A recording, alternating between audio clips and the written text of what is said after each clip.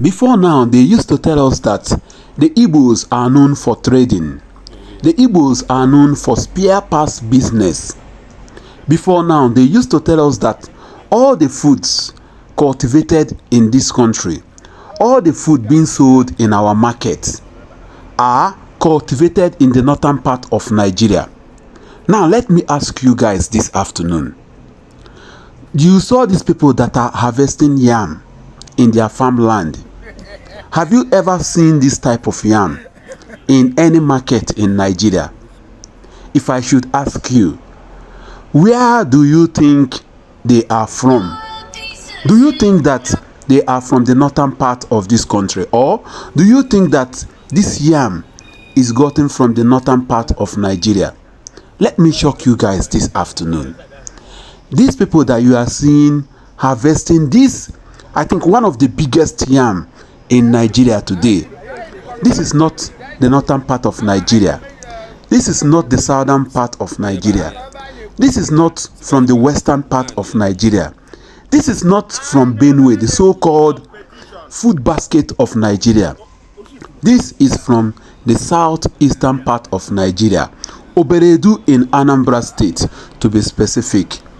This is to tell those that used to say that Igbos, their land is not good for cultivation.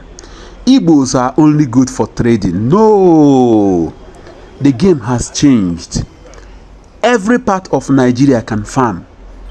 So, don't think that it is only the northern part of this country can go to their farm and get this type of yam. No. This yam, according to the report I got few days ago, was gotten from Oberedu in Anambra State. And this man happens to be the number one, because they normally do yam competition among the farmers. Who is going to get, or who will cultivate the biggest type of yam in Oberedu in Anambra State? You can see the yam. 3 people harvested the yam.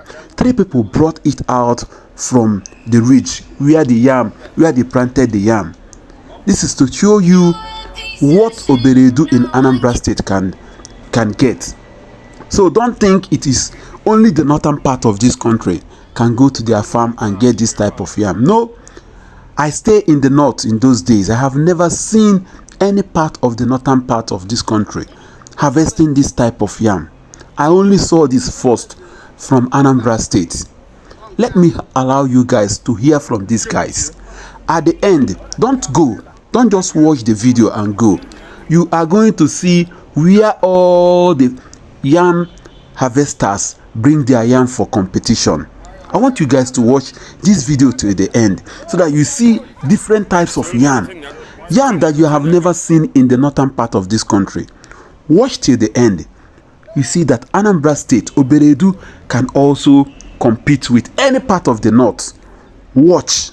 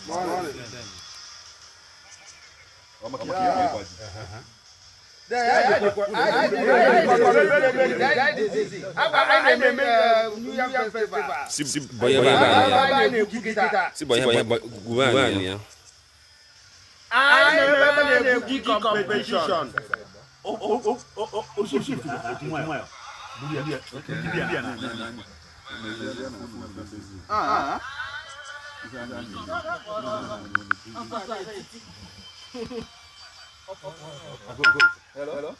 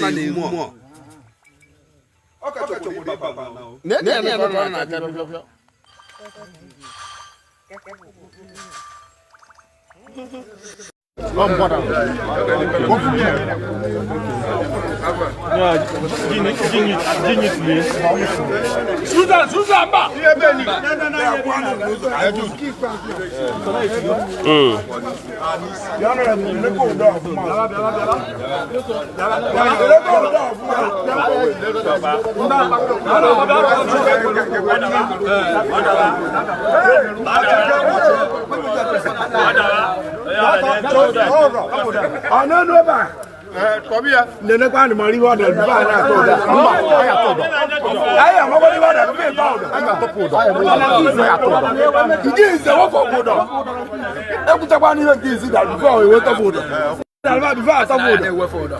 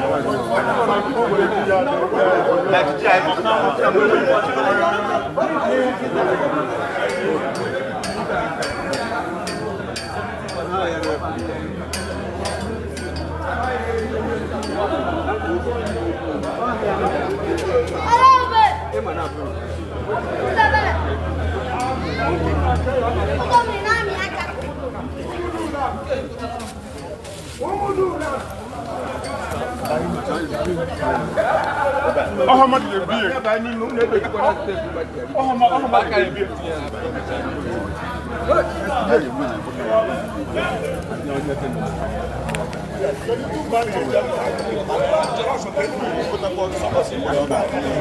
beer?